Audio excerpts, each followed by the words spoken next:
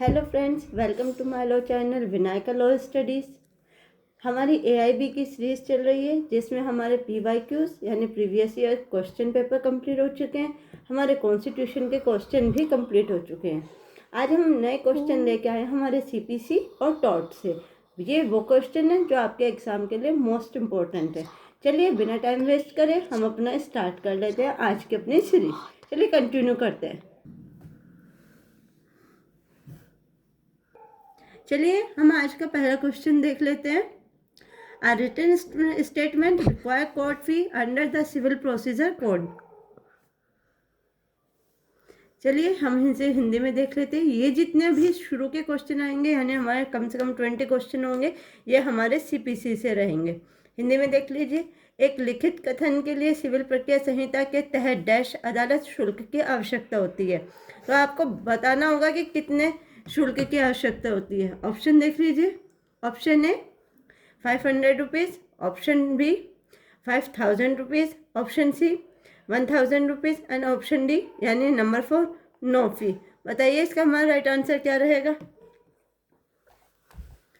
इसका हमारा right answer रहेगा नो फी, यानी इसके लिए कोई शुल्क नहीं देना होता। ठीक है, नेक्स्ट आ जाइए। नेक्स्ट क्वेश्चन पे देख लेते हैं हम। Decree of immovable property is discussed in which of the following order. चलिए बताइए इसका हिंदी में देख लीजिए एक बार। निम्नलिखित में से किस आदेश में अचल संपत्ति की डिक्री की चर्चा की गई है। ऑप्शन देख लेते हैं हम इसके कि ऑप्शन में हमें क्या क्या दिया गया है। देख लीजिए। ऑप्शन ए यानी number 1 order 21 rule 35, number 2 order 21 rule 79, number 3 order 21 rule 70 and number 4 order 21 rule 89। बताइए इसका राइट आंसर क्या है हमारा। इसका हमारा राइट आंसर रहेगा ऑप्शन ए यानी नंबर 1 ऑर्डर 21 रूल 35। ठीक है, नेक्स्ट आ जाइए। नेक्स्ट क्वेश्चन देख लेते हैं। Under the civil procedure code order 20 rule 2 is related to. Hindi में देख लीजिए।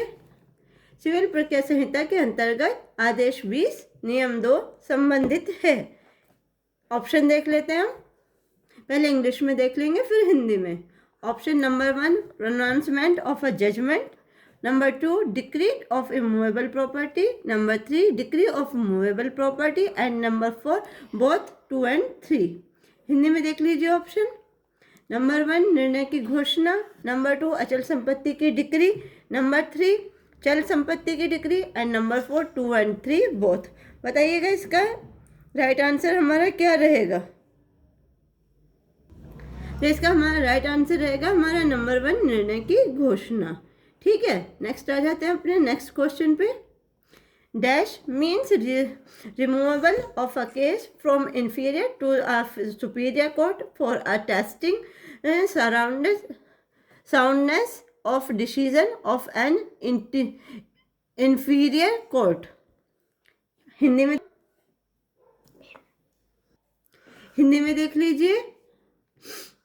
डैश इसका अर्थ है निचली अदालत के निर्णय की सुदृढ़ता के परीक्षण हेतु किसी मामले को निचले अदालत से उच्च न्यायालय में ले जाना। ऑप्शन देख लेते हैं। Option number 1 appeal, option 2 decree, option 3 judgement and option 4 rejection letter. बताइएगा इसका हमारा राइट आंसर क्या रहेगा।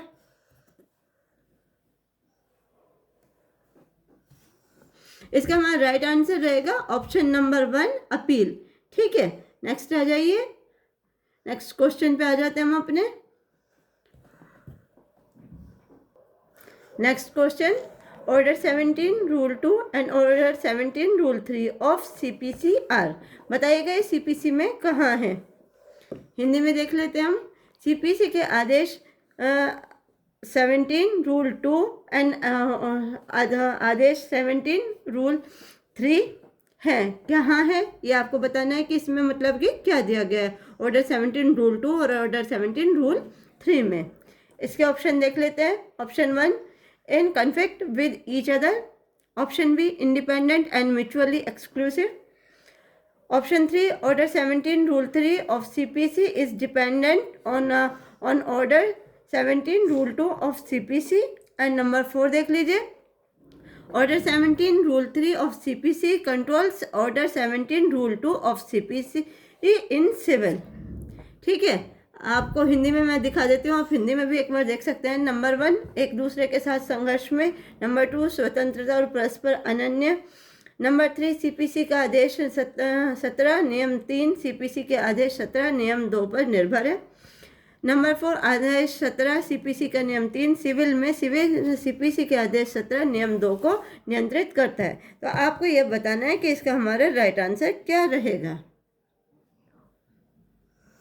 इसका हमारा राइट आंसर रहेगा number 2, independent and mutually exclusive. ठीक है, नेक्स्ट आ जाइए, नेक्स्ट क्वेश्चन पर आ जाते हैं हम। अपना नेक्स्ट क्वेश्चन देख लेते हैं हम। Under the civil procedure code the word affidavit related to, आपको बताना है कि सीपीसी में एफिडेविट वर्ड जो है वो रिलेटेड है, कौन से ऑर्डर से रिलेटेड है। ये बहुत इंपॉर्टेंट क्वेश्चन है, जरा देख लीजिए। ठीक है, इस पर मैंने आपका टिक कर दिया, जो इम्पोर्टेंट होंगे उस पर हम आपका टिक कर देंगे। इसका हम अपना इसे देख लेते हैं हिंदी में एक बार। सिविल प्रक्रिया संहिता के अंतर्गत शपथ पत्र शब्द का संबंध है, यानी कौन से ऑर्डर से इसका रिलेशन है। इसमें हम अपने ऑप्शन देख लेते हैं। आप मुझे ज़रूर इसके आंसर कमेंट में ज़रूर बताइएगा। Option number 1 order 19, option number 2 order 20, option number 3 order 21 and option number 4 none of these. बताइए इसका राइट आंसर क्या रहेगा। इसमें जो हमारा एफिडेविट है वो रिलेटेड है हमारे ऑर्डर नंबर 19 से। ठीक है, ये आप ध्यान रखें, आपको सारे ऑर्डर का पता होना चाहिए कि कौन सा ऑर्डर किस चीज़ से रिलेटेड है, ताकि आपकी तैयारी अच्छी रहे। नेक्स्ट आ जाते हैं हम अपने नेक्स्ट क्वेश्चन पर। देख लीजिए, the right of a plaintiff to withdraw from a suit is given under the civil procedure code in which of the following order. Hindi में देख लीजिए, वादी को मुकदमा से पीछे हटने का अधिकार निम्नलिखित में से किस आदेश में सिविल प्रक्रिया संहिता के तहत दिया जाता है। ऑप्शन देख लेते हैं हम इसके। Option number 1 order 23, option number 2 order 21, option number 3 order 19 and option number D none of this. बताइए इसका राइट आंसर हमारा क्या रहेगा। इसका हमारा राइट आंसर रहेगा हमारा नंबर 1 यानी ऑर्डर 23। नेक्स्ट आ जाते हैं अपना नेक्स्ट क्वेश्चन देख लीजिए। Can a woman be arrested और detained in civil prison under the civil procedure code.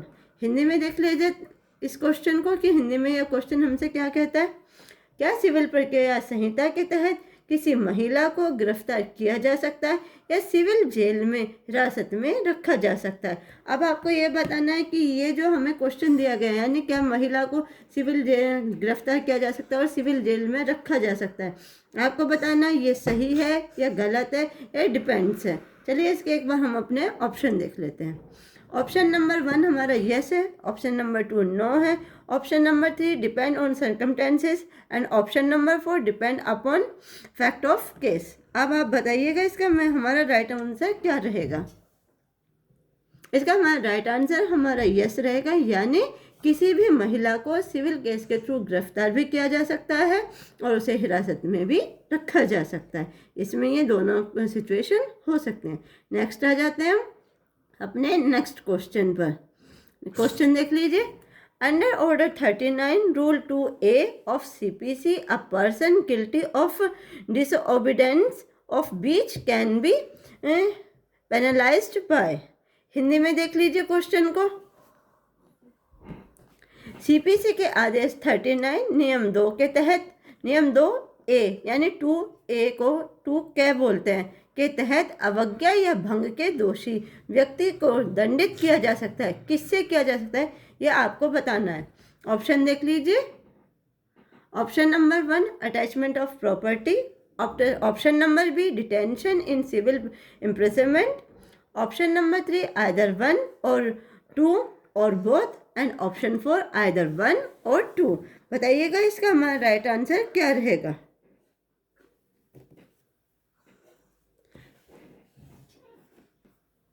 इसका हमारा राइट आंसर हमारा ऑप्शन नंबर 3 रहेगा, यानी आइदर 1 और 2 और बोथ, यानी इनमें से किसी भी चीज़ से।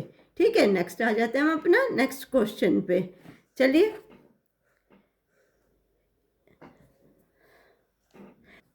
नेक्स्ट क्वेश्चन पे आ जाइए। In which of the following writs the doctrine of res judicata is not applicable. Hindi में देख लेते हैं। निम्नलिखित में से किस रिट में न्यायिक निर्णय का सिद्धांत लागू नहीं होता। यानी आपको ये 4 रिट दी हुई हैं, इनमें से बताना है कि रेस जुडिकाटा किस पे नहीं लगता। चलिए ऑप्शन देख लेते हैं। हमारा option number 1 habeas corpus, option number 2 certiorari, option number 3 memorandum and option number 4 quo warranto. बताइएगा इसका हमारा राइट आंसर क्या रहेगा। इसका हमारा राइट आंसर रहेगा हमारा हैबिस कॉर्पस, यानी हैबिस कॉर्पस के ऊपर हमारी जो रेस जुडिकाटा है वो अप्लाई नहीं होता। अगर आप लोगों को रिट में कोई प्रॉब्लम आ रही है, मैं इसके लिए आपका एक शॉर्ट्स वीडियो बना देती हूँ जिसमें आपको सारी रिट्स को मैं डिफाइन कर दूंगी, यानी कौन सी रिट किस चीज़ से रिलेटेड है, तो आपको पढ़ने में ईजी हो जाएगी। ठीक है, चलिए पहले हम इसे पढ़ लेते हैं, क्योंकि अगर हम अब इनको डिस्कस करेंगे तो हमारा बहुत टाइम चला जाएगा, तो इसके लिए मैं आपको अलग से एक वीडियो बना के सेंड कर दूँगी। नेक्स्ट आ जाइए, अपने हम नेक्स्ट क्वेश्चन पे आ जाते हैं। चलिए नेक्स्ट क्वेश्चन देख लेते हैं हम। देखिए, a compromise which is voidable under Indian Contract Act 1872 shall not be deemed to be dash within the meaning of order 23 rule 3 of civil procedure code 1908। Hindi में देख लीजिए क्वेश्चन। भारतीय अनुबंध अधिनियम 1872 के तहत जो प्रतिबद्धता रद्द करने योग्य है उसे सिविल प्रक्रिया संहिता 1908 के आदेश 23 नियम 3 के अर्थ में डैश नहीं माना जाएगा। क्या नहीं माना जाएगा, यह ऑप्शन बताएगा हमें क्या नहीं माना जाएगा। ऑप्शन में आ जाइए। Option number 1 void, option number 2 voidable, option number 3 illegal and option number 4 legal. बताइएगा हमारा इसका राइट आंसर क्या रहेगा। इसका हमारा राइट आंसर रहेगा हमारा ऑप्शन नंबर 4 लीगल। ठीक है, नेक्स्ट क्वेश्चन पे आ जाते हैं। अपना नेक्स्ट क्वेश्चन देख लेते हैं। देखिए हमारा नेक्स्ट क्वेश्चन क्या कहता है। Under which of the following provision of civil procedure code 1908 a court may permit the plaintiff to effect service of summon by hand upon defendant personally. Hindi में देख लेते हैं। सिविल प्रक्रिया संहिता 1908 के निम्नलिखित में से किस प्रावधान के तहत एक न्यायालय वादी को व्यक्तिगत रूप से प्रतिवादी को सम्मन की तामील करने की अनुमति दे सकता है। कब दे सकता है ये आप मुझे बताइए। आपको ये चारों ऑप्शन दिख रहे हैं, आप कमेंट कीजिए, कमेंट में मुझे आंसर बताइएगा। क्योंकि देखिए बेटा, सीपीसी बहुत इंपॉर्टेंट सब्जेक्ट है, 10 क्वेश्चन यहाँ से बनते ही बनते हैं। सीपीसी का आपको हर एक ऑर्डर का पता होना चाहिए, उसके रूल्स की नॉलेज होनी चाहिए, तभी आप सीपीसी का पेपर अच्छे से निकाल पाएंगे। क्योंकि बीआर एक्ट का फ़ायदा हमें तभी मिलता है जब हमें उसकी नॉलेज हो, यानी किस रूल में हमें क्या दिया गया है। अगर हमें पता होगा तभी तो हम उसे इसीलिए सर्च कर सकते हैं। चलिए अब हम इसके ऑप्शन देख लेते हैं। Option number 1 order 5 rule 3A, option number 2 order 5 rule 7, option number 3 order 5 rule 9A, option number 4 order 5 rule 19A। बताइए इसका राइट आंसर क्या है।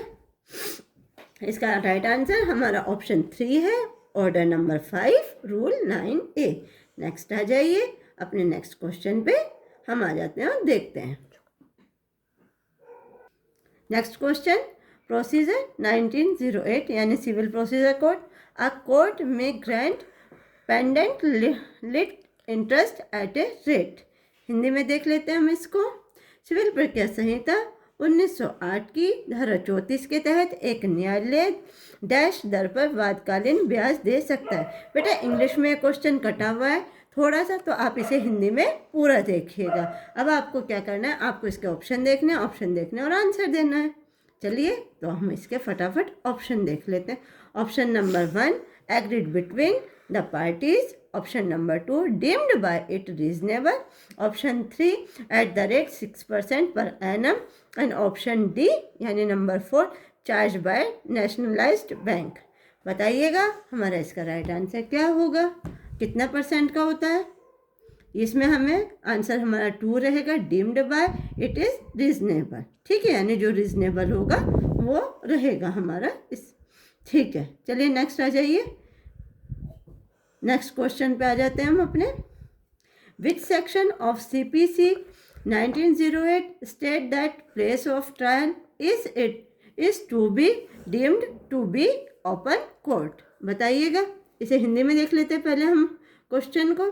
सिविल प्रक्रिया संहिता 1908 की किस धारा में कहा गया है कि मुकदमे की जगह को खुला न्यायालय माना जाएगा। ये एक बहुत इंपॉर्टेंट क्वेश्चन है, बहुत बार एग्जाम में आया है। ये सिर्फ आपके AIB में नहीं बल्कि आपके जुडिशरी में भी ये सारे क्वेश्चन आपको हेल्प करेंगे। बहुत अच्छे क्वेश्चन है, इनको थोड़ा सा ध्यान से देखिए।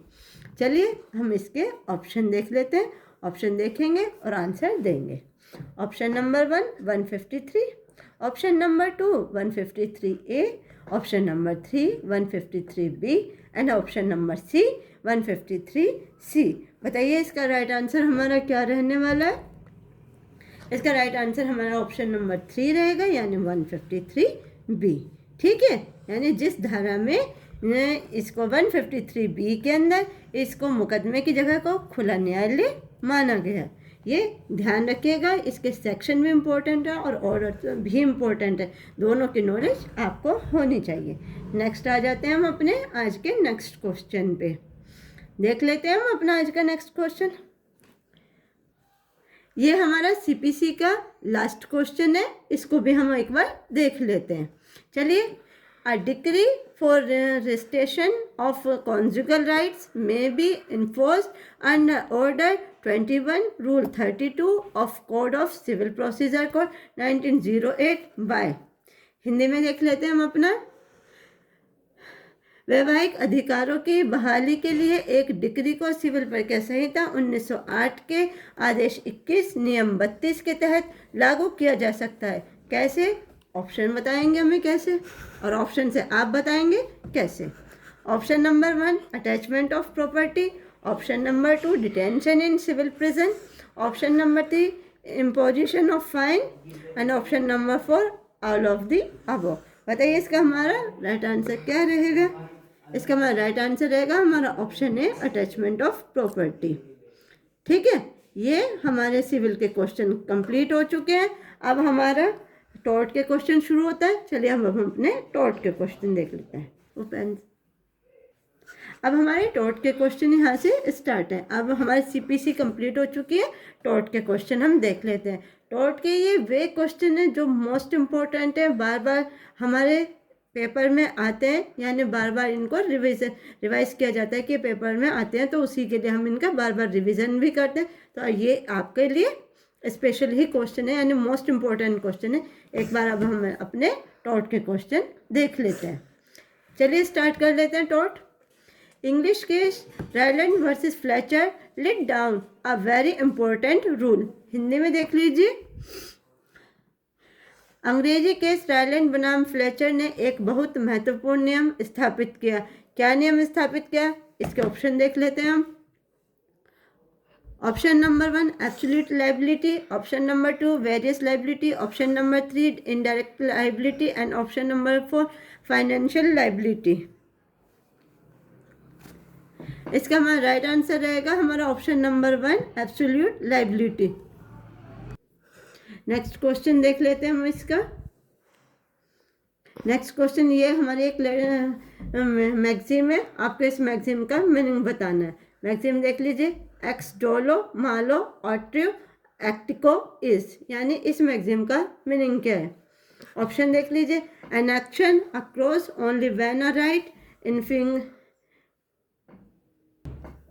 infringes. Option 2 an action could not prevent a legal right. Option number 3 no action on an immoral act. Option number D none of the above. Hindi में देख लीजिए, हिंदी में आपको शायद ये समझ आ जाए। मैगजीन देख लेते हैं। नंबर 1 एक कार्रवाई तभी उत्पन्न होती है जब कोई अधिकार का उल्लंघन होता है। नंबर 2 एक कार्रवाई विधिक अधिकार को रोक नहीं सकती। नंबर 3 अनैतिक कृत्य पर कोई कार्रवाई नहीं है। नंबर 4 उपरोक्त में से कोई नहीं। बताइए इसका हमारा राइट आंसर क्या रहेगा? इसका आंसर हमारा नंबर 3 रहेगा, no action on an immoral act. Next आ जाइए नेक्स्ट क्वेश्चन पे। ये बहुत अच्छा क्वेश्चन, और ये वाला क्वेश्चन इतनी बार एग्जाम में आया है, बार बार रिपीट होता है ये क्वेश्चन, तो इस क्वेश्चन को तो मैं आपको बोलूँगी कि ये आपको पता ही होना चाहिए। चलिए क्वेश्चन देख लीजिए। Pigeon whole theory was proposed by, Hindi में देख लीजिए, पिजन होल सिद्धांत किसने प्रतिपादित किया था? ऑप्शन देख लेते हैं हम। Option number 1 Winfield, option number 2 salmon, option number 3 Blackstone and option number D Lord night. बताइए इसका राइट आंसर क्या है हमारा? इसका राइट आंसर हमारा ऑप्शन नंबर बी रहेगा, सालमन। यानी पिजन होल थ्योरी किसकी थी? पिजन होल थ्योरी सालमन की थी। इंपॉर्टेंट क्वेश्चन, अगर सालमन के नाम से भी क्वेश्चन आ जाए कि सालमन ने कौन सी थ्योरी बताई है, तो आप पिजन होल करेंगे, और पिजन होल आता है तो आप सालमन करेंगे। मोस्ट इंपॉर्टेंट क्वेश्चन है, बार बार रिपीट होता है, तो प्लीज़ इसका ध्यान रखिए। नेक्स्ट आ जाते हैं अपने नेक्स्ट क्वेश्चन पर। The doctrine of civil conspiracy was enunciated by the House of Lords in, Hindi में देख लेते हैं हम अपने क्वेश्चन को। नागरिक षड्यंत्र का सिद्धांत हाउस ऑफ लॉर्ड्स द्वारा किस मामले में घोषित किया गया? ऑप्शन देख लेते हैं हम इसके। Option A Walsey versus Elney, option B Mogul steamship company versus एमसी जॉर्ज Gow and company, option 3 Allen v Flood, option D Quinn v Leathem. Hindi में देख लीजिए, वॉल्सिप बनाम Elney, option 2 Mogul steamship company बनाम McGregor Gow and company, option 3 Allen बनाम Flood, option 4 Quinn बनाम Leathem. बताइएगा इसका हमारा राइट आंसर क्या रहेगा? इसका हमारा राइट आंसर रहेगा क्वीन बनाम लिथिन। नेक्स्ट आ जाइए नेक्स्ट क्वेश्चन पर। कॉन्ट्रीब्यूटरी नेग्लिजेंस मीन्स, आंसर पहले इसे क्वेश्चन को हिंदी में देख लेते हैं। योगदायी उपेक्षा का अर्थ है। ऑप्शन देख लेते हैं, पहले इंग्लिश में फिर हिंदी में। Number 1 the failure by a person, the failure by a person to use reasonable care for the safety of either of himself or his property. Option number 2 volunteer to pay for the negligence of other. Number 3 contributing the money or monies worth for others wrong. Option number 4 देख लीजिए, enacting others to commit civil wrong। Hindi में देख लेते हैं हम एक बार इसके option को। ऑप्शन नंबर 1 किसी व्यक्ति द्वारा स्वयं या अपनी संपत्ति की सुरक्षा के लिए उचित देखभाल का प्रयोग करने में विफलता। ऑप्शन नंबर 2 दूसरों की उपेक्षा के लिए भुगतान करने के लिए स्वयं सेवा करना। ऑप्शन नंबर 3 दूसरों के गलत कामों के लिए धन या धन का योगदान करना। ऑप्शन नंबर 4 दूसरों को नागरिक गलत काम करने के लिए उकसाना। बताइएगा हमारा इसका राइट आंसर क्या रहेगा?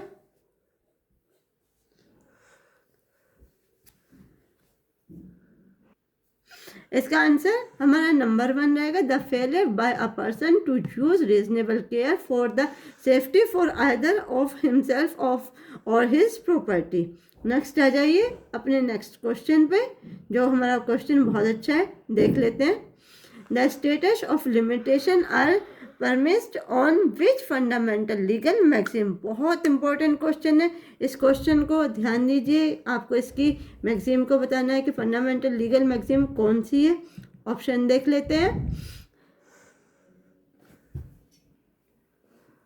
Option number 1 vigilantibus non dormientibus jura subveniunt. Number 2 actori incumbit onus probandi. Number 3 frustra probatur quod probatum non relevat. Number 4 nemo potest esse tenens et dominus. बेटा ये सारी मैक्सिम है जो आपको पढ़ने में थोड़ा अजीब लगेंगी, है ही, बट इनको आपको बताना है क्योंकि सारी लैटिन मैगजीन में इनके वर्ड्स इसी तरह के होते हैं। आपको इसका राइट आंसर बताना है कि इसका हमारा राइट आंसर क्या रहेगा। इसका हमारा राइट आंसर नंबर 1 रहेगा, विजिलेंटिवस नॉन डोमेटिवस जूरा सबवेंट। ठीक है, नेक्स्ट आ जाइए नेक्स्ट क्वेश्चन पर। हिंदी में इसके जो ऑप्शन है वो भी इंग्लिश में दिए गए क्योंकि इनकी हिंदी ट्रांसलेट नहीं है। नेक्स्ट देख लेते हैं अपने नेक्स्ट क्वेश्चन को। The concept of absolute liability has been expand by the Supreme Court of India in the case. Hindi में ऑप्शन हिंदी में देख लेते हैं क्वेश्चन को। पूर्ण उत्तरदायित्व की अवधारणा को डैश के मामले में भारत के सर्वोच्च न्यायालय द्वारा समझाया गया है। तो आपको बताना है कि कौन से केस में ये पूर्ण दायित्व की अवधारणा को बताया गया है। आ जाइए ऑप्शन देख लेते हैं। Option 1 Reliance versus Fletcher. Option B Narmada Bachao Andolan versus Union of India and others. Number 3 AP Pollution Control Board versus Proof MV Naidu, and option number 4 MC Mehta versus Union of India। Same यही translation इसकी हिंदी में। आप मुझे इसका answer बताइएगा, इसका answer कौन सा है, यानी कौन से केस में ये चीज़ बताई गई थी। ये बताया गया था हमें ऑप्शन नंबर 4 यानी MC Mehta versus Union of India के केस में ये हमें डिफाइन किया गया था पूर्ण दायित्व का सिद्धांत। नेक्स्ट आ जाते हैं हम अपने नेक्स्ट क्वेश्चन पर। यह क्वेश्चन थोड़ा बड़ा है, ध्यान से देखिएगा।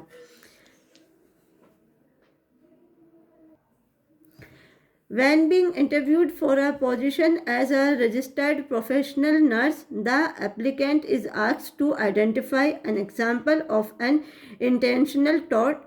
What is the appropriate reason? इसको हम हिंदी में देख लेते हैं। जब एक पंजीकृत पेशेवर नर्स के पद के लिए साक्षात्कार किया जा रहा होता है तो आवेदक को एक जानबूझकर किए गए अत्याचार के एक उदाहरण की पहचान करने के लिए कहा जाता है। उचित उत्तर क्या है बताइएगा, इसका आंसर क्या रहेगा।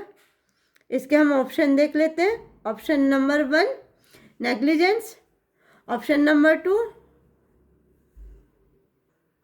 Option number 2 malpractice, option number 3 breach of duty and option number 4 false imprisonment. Hindi में देख लेते हैं एक बार इन ऑप्शंस को। नंबर 1 लापरवाही, नंबर 2 अनाचार, नंबर 3 कर्तव्य का उल्लंघन एंड नंबर 4 गैरकानूनी कारावास। बताइए इसका हमारा राइट आंसर क्या रहेगा। इसका हमारा राइट आंसर हमारा ऑप्शन नंबर 4 रहेगा, यानी हमारा फॉल इम्प्रिजनमेंट। ठीक है, नेक्स्ट आ जाइए नेक्स्ट क्वेश्चन। ये भी एक मैगजीन में, ये भी आपको बतानी है। टॉट से मैगजीन ज़्यादा आती हैं, मैगजीन आपको पता होनी चाहिए क्योंकि मैगजीन से क्वेश्चन बहुत ज़्यादा आते हैं। बट ये एक इजी मैगजीन है, आप इसको शायद आप लोगों को इसका आंसर पता भी हो। कोई फिक्ट पर एनम फिक्ट पर से मीन्स, बताइए इसका मीन्स क्या होता है। इंग्लिश में भी हिंदी में भी ये रहेगी ट्रांसलेशन इसकी इंग्लिश में। ऑप्शन देख लीजिए। He who act though another act himself. Option number 2 he who has not the power of। बेटा सॉरी फॉर टेक्निकल इशू। अब हम अपना नेक्स्ट देख लेते हैं। Option number 3 he who does not prohibit when he is able to prohibit is in fault, and option D he who is silent appear to consent। बताइएगा हमारा इसका right answer क्या रहेगा। बताइए, ये आपके ऑप्शन है। मेरे ये क्वेश्चन थोड़ा बड़ा है इसलिए सारे ऑप्शन एक साथ नहीं आ रहे हैं, इसलिए मैं आपको स्क्रॉल करके दिखा देती हूँ चारों ऑप्शन। देखिए और बताइए इसका हमारा राइट आंसर क्या रहने वाला है।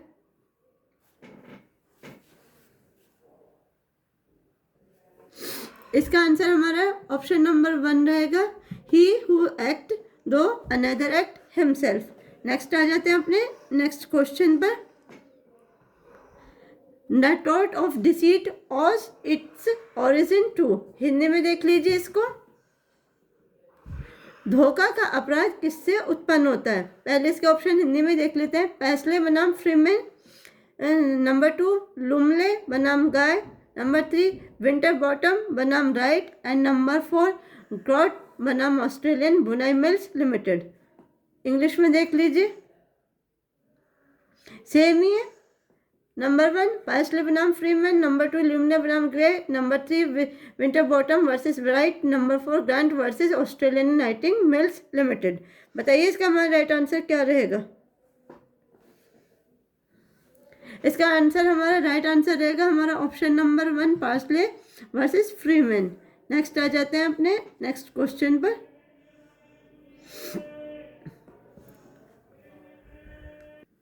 Next question, the Gloucester grammar school case explain. ये ग्लास्टर ग्रामर स्कूल का क्वेश्चन बहुत इंपॉर्टेंट है और पता नहीं कितनी बार रिपीट हुआ है, ये मोस्टली आता ही आता है, तो आप इस क्वेश्चन को ज़रा ध्यान से देखिएगा। हिंदी में भी सेम ही रहेगा क्वेश्चन। अब आप इसके ऑप्शन देख लीजिए।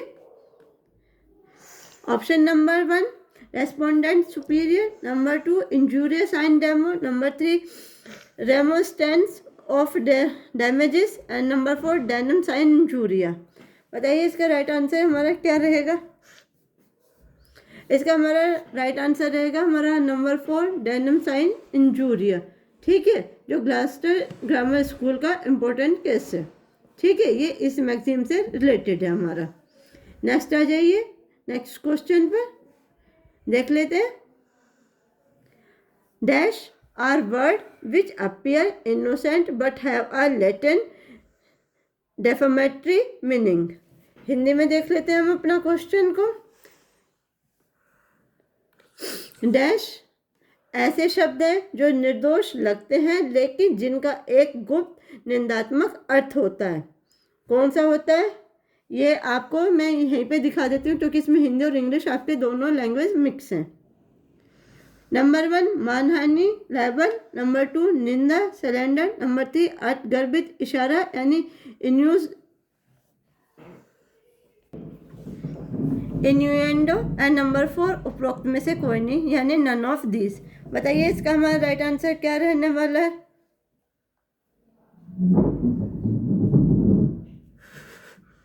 इसका हमारा राइट आंसर रहेगा हमारा ऑप्शन नंबर 3 इन्यूएंडो यानी अर्थगर्भित इशारा। नेक्स्ट जो आज का हमारा टॉट का लास्ट क्वेश्चन है और हमारी क्लास का भी लास्ट क्वेश्चन है, एक बार देख लेते हैं। ठीक है, नेक्स्ट क्वेश्चन पर जाइए। Assault and nuisance are, Hindi में देख लेते हैं हम इस क्वेश्चन को। हमला और उत्पात हैं। ऑप्शन देख लेते हैं। Number 1 wrong under criminal law, number 2 wrong under taught and option number 3 wrong under neither and option number 4 wrong under both. Hindi में देख लेते हैं एक बार हम अपने। नंबर 1 दंड संहिता के अंतर्गत गलत, नंबर 2 अपकृत्य के अंतर्गत गलत, नंबर 3 न तो के अंतर्गत मतलब कि किसी के भी अंदर नहीं और या दोनों के अंदर ही गलत, यानी ऑप्शन 3 का मतलब है कि किसी के भी अंदर गलत नहीं है और ऑप्शन 4 का मीनिंग है दोनों के अंदर ही गलत है। बताइएगा इसका राइट आंसर क्या रहेगा कि किसके अंडर में न्यूसेंस और असोल्ट रॉन्ग बताए गए हैं, यानी ये दोनों में ही गलत बताए गए हैं। हमारा ऑप्शन नंबर 4 राइट है, जो हमारा यानी टॉर्ट में भी और हमारे क्रिमिनल लॉ दोनों के अंदर ही रॉन्ग है। तो आज की क्लास के सारे क्वेश्चन हमने कंप्लीट कर लिया हमारे टॉर्ट और सिविल के। कल से हम अपनी नई क्लास स्टार्ट करेंगे।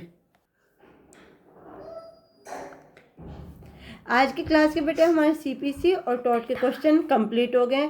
ये वे क्वेश्चन थे टॉट के जो मोस्ट इम्पोर्टेंट थे, हमारे एग्जाम में आते हैं। कल भी हमारी सीपीसी की क्लास रहेगी, पर सीपीसी के साथ हमारे कॉन्टैक्ट के क्वेश्चन रहेंगे।